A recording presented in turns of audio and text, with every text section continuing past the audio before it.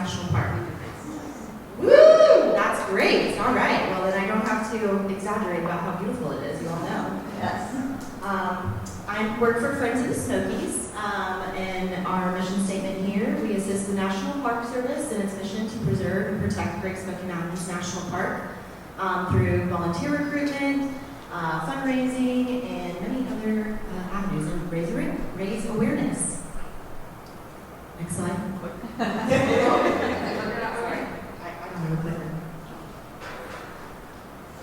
Okay, so first, where is Great Smoky Mountains National Park? As you can see on this map, Great Smoky Mountains National Park covers over 520,000 acres and is divided evenly between North Carolina and Tennessee. This yellow line here is kind of the dividing line and the state line. And 70 miles of the AT runs through Great Smoky Mountains National Park. Next slide. Okay, yes, there is an abundance of life in the park from roughly 1,500 bears, 730 miles of fish-bearing streams, and 1,300 miles of tributaries. There are also over 19,000 species they have documented in the park, and scientists believe that there are 80 to 100,000 additional species that may live there. So recreation. There are 10 developed campgrounds in the park with over 1,000 sites. There are 11 picnic areas, as you can see here. There's some beautiful photos of the park. Fishing, hiking, cultural treasures. Okay. Next, sorry. Okay, some visitation. So, Great Smoky Mountains National Park is the most visited national park of any other national park that we have here in America. These numbers are a little bit dated, but in 2021 they reported there were 14 million visitors to the park. Yes, and as you can see, that is quite higher than the others. So yes, a look at some economic impact that the park brings. The park reported about $1.38 billion has been spent in local gateway communities that surround Great Smoky Mountains National Park, and in 2020 it provided 14,000 jobs. Next slide. The park does have a few challenges, as you can see. The Smokies lacks a lot of government funding. There's a delayed maintenance of infrastructure, recreational closures, loss of historic landscape and structures, making it a less safe and enjoyable visitor experience, and there is a $235 million maintenance backlog. This is where Friends of the Smokies comes in. Yay. So, Friends of the Smokies was founded in 1993 by two friends who decided to hike up to Mount Hammer.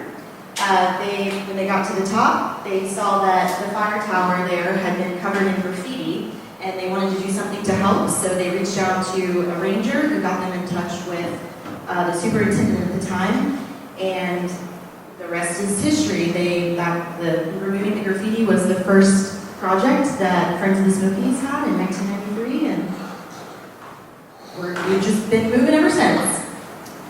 We are the official nonprofit partner to Great Smoky Mountains National Park, and to date we have raised nearly $75 million, and we now provide about $2 million each year to the park. Okay, and then two of our endowments that I wanted to talk about. That's okay, you can go to the next one. The first one is Trails Forever. This endowment has to date restored about 21.5 trails in the park, and it provides a full-time crew to use the techniques and some of the skills and things like that the CCC used back in the 1900s. Next slide. Thank you. I have just a few facts here.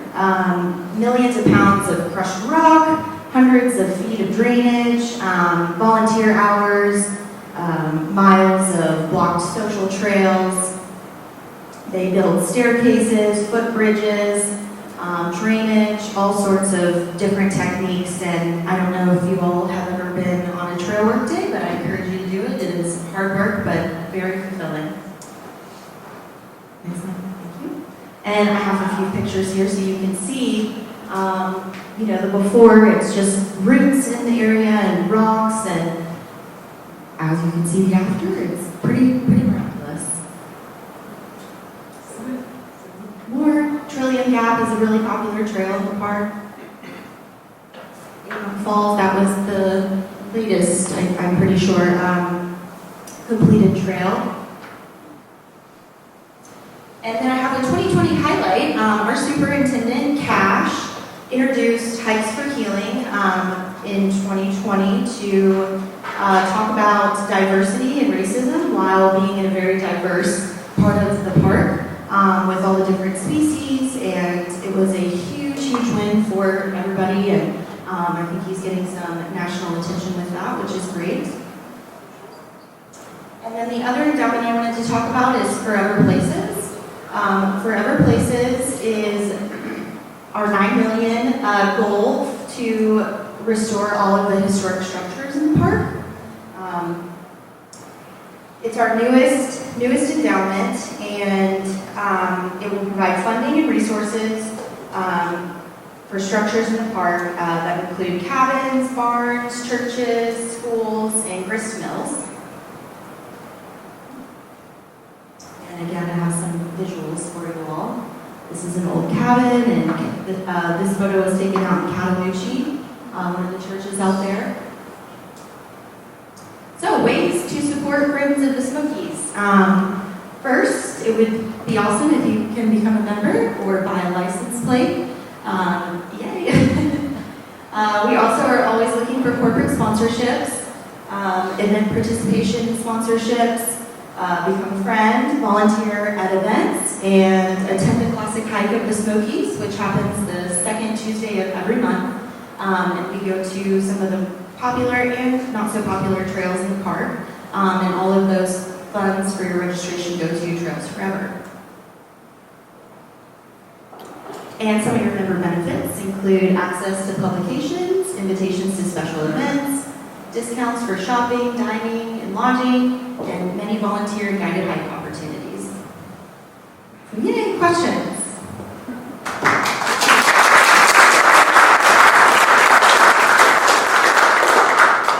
Do y'all have any summer intern programs for younger people to get involved and to make a little money during the summer and be involved? Yeah, great question. So Friends of the Smokies, we do not have any internships at the moment. I know that through the park they do have some summer internships, and that information is on the National Park website.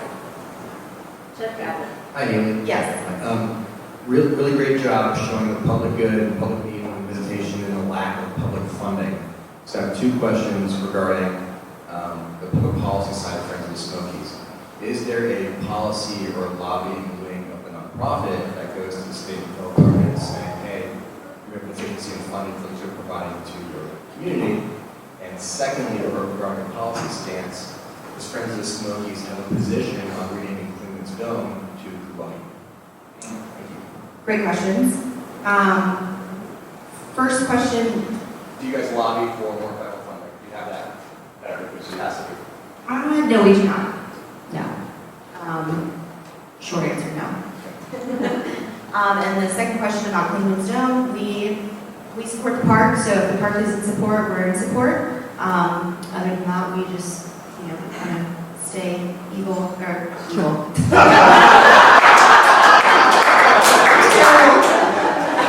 Level. Good question. Next question. Hi, I've been reading that there's going to be a parking fee now. Do you know how much money that's going to raise for the park? Not an exact number, but I can say that our superintendent Cash, when he speaks about it, he says it will be transformative for the park and it will be, a part of history. Hopefully a lot. Hi, thanks for the presentation. small business venture myself, I run into a lot of people that are thinking to start a nonprofit for community good. Could you offer some advice for how to make that actually work?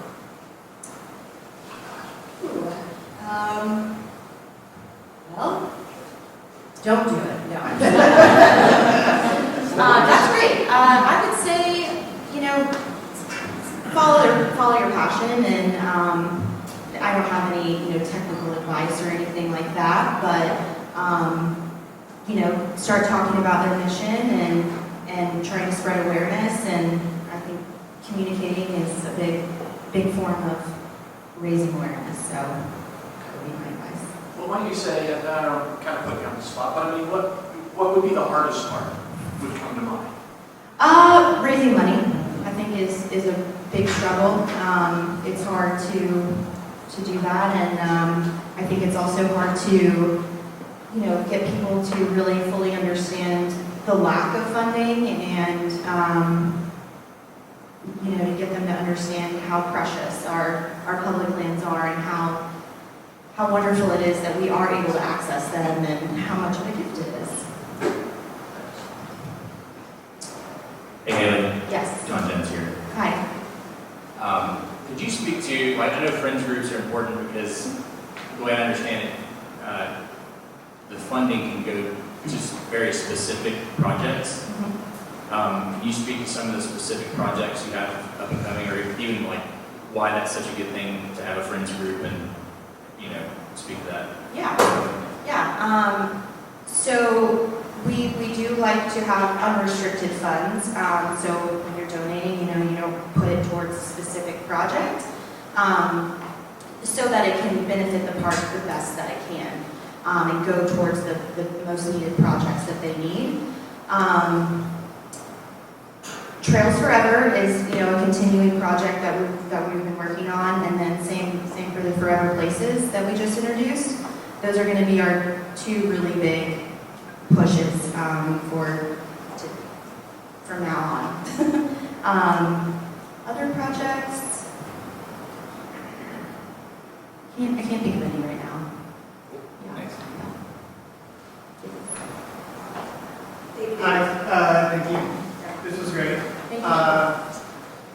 So are there other nonprofits that support this park? And second question, without your organization, what would happen to the park? Great question. Yes, there is another official nonprofit partner, Great Smoky Mountains Association. They're also local to Asheville and the other side of the park in Tennessee. And without our organization, I can't imagine what the park would look like, really. I think that it would be bad. It would be evil. So that would be just as relative or over, there would be... Yeah, exactly. A lot of, graffiti still on a lot of places, and campgrounds that, just are in terrible shape, and there would probably be a lot of wildlife, that doesn't make it, or plants and things. People would go into the park and harvest some of the more rare plants and things like that. Thank you. Speaking of wildlife and plants, does the park spray glyphosate and other chemicals, or, I'm just curious. Say that one more time, I'm sorry. Does the park spray glyphosate or Roundup, to get rid of invasive species? I'm just wondering. That's a good question. I doubt that it's Roundup. I think that they probably have tested and researched what's best for the area and what is, not going to be too invasive. I don't see evidence of it, like browning and all that, so I was just curious. Yeah, no, that's a good question. I was actually just on the park on Monday, and there was some vegetation crew out there, and it's, they were weeding and trying to cut back some of the vegetation, but it all seems like they were using tools, not chemicals. Awesome. Yeah. Mark's next. Yes. Yes, good morning. Thank you for your presentation. I'm going to ask you point blank for a call to action for us as we interact with federal and state legislators that are decision makers for America's infrastructure. What would be your pitch, suggested pitch, for us? Okay, a suggested pitch to legislators. I'm a big believer in following your heart and your gut and, just speaking the truth and whatever calls to you in that moment, you go with it. I have not personally ever dealt with government in that form, so I might not be the best person to ask, but I think just getting your message out there and speaking from the heart. Sounds good. Yeah. Okay. Yeah, it's on. I'm curious, you mentioned the other private, private support group on the other side of the park, correct? Oh, yes. That's all, it was Great Smoky Mountains Association. Okay, so there's two of those, and then also the governmental agencies in the park. What does collaboration look like between the three? Yeah, we have a very, very good relationship with the government agencies inside the park. Our superintendent Cash and our Dana Schoen, who is also in the park, kind of Cash's right-hand woman. Very good working relationship. We all collaboratively work together. We attend each other's board meetings and things like that and keep each other up to date. And it's very good and very healthy, I would say. Is that with you and also the Great Smokies Association on the other side of the park? Yes. Okay. Yeah. Yeah, that's good. I've got a question. So what does a volunteer shift look like? Oh, that's a great question. It can be many different facets, really. The park itself calls for volunteers pretty regularly to do some trail work. And that looks like, hiking into a certain point and you're carrying, 20 pounds of concrete bags and spreading concrete and, cutting back vegetation and moving earth and, just really intense yard work. Imagine that. But it is very rewarding and fascinating to see the techniques that they use to create these trails and these steps and all sorts of things. For instance, the Smokies volunteers work hard, but not that hard. For like an event or something like that, we have shifts for, if it's an all-day event, and we always send people home with a t-shirt and a meal. And so we're calling for volunteers for Elk Fest out in Haywood County. We're always looking for Classic Hikes volunteers, which pretty much just means you come on the hike and talk to people and help me herd kittens and things like that on the trail. So that's kind of a volunteer role. There are kittens on the trail. You get a free kitten if you volunteer. They're really large kittens. It's a joke. It didn't land well. Hi. Hi. Thanks for the presentation. I got a question about Hikes for Healing. Yes.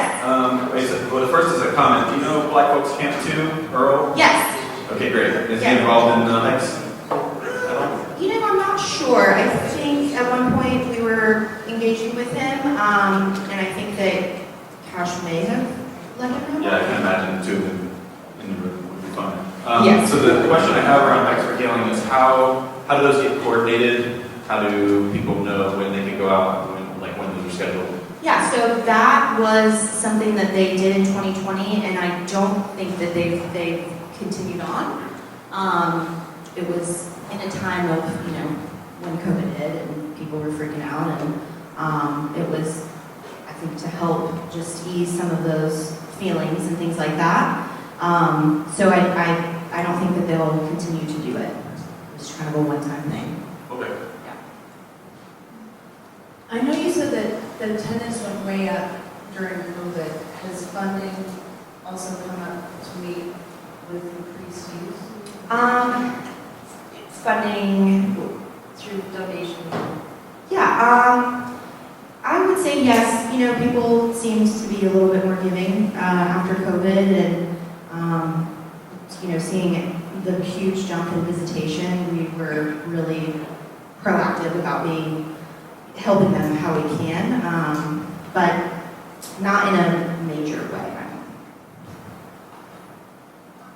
So, my name's Leslie. Yes. And great presentation, thank you, we love the You're park. So there are lots of different programs, like even people that adopt different areas of the park for counting plants and things blooming. Is that part of the park, or are friends involved with that, or those kind of programs? Are you involved with those? Not necessarily, no, but that would be more through the park. So, do you guys have any annual galas or fundraisers, anything like that? Yes, great question. Yes, we have two major events on the North Carolina side. One being the Smoky Stomp, which takes place in July, and we just had our first one out in Haywood County at Cataloochee Ranch. And it is a big barn party with square dancing and clogging and music and a very good time. And the other major event that we have is the Smokies Cup, which takes place at Biltmore Sporting Club. And it is an outdoor lifestyle event that is shooting clays, but then also we have afternoon exhibitors with a dog show, and somebody had go-karts that we could drive around, and yeah, that's in October 13 and 14. And I have some information for you all about that. Yes, please do. Quick question. Yes. As a fresh Florida boy, and now that I'm in my third year of living here, can you explain to me to people who are new in the area, the difference between the Blue Ridge Parkway, the Appalachian Trail, and the Smokies? Because I thought for forever when we first met that the Smokies were just on the Tennessee side, and I had no idea that part of that was over here. So for somebody who's new to the area, can you explain that to them, what the difference is and how it all works together? Yeah, absolutely. Good question. So I am not certain about how long that Appalachian Trail is, but I know that it runs from Georgia all the way up to Maine, I believe. And I think that technically the Smoky Mountains are a part of that Appalachian Mountains and the Blue Ridge Mountains. I think Blue Ridge Mountains are kind of an overarching term for the mountains that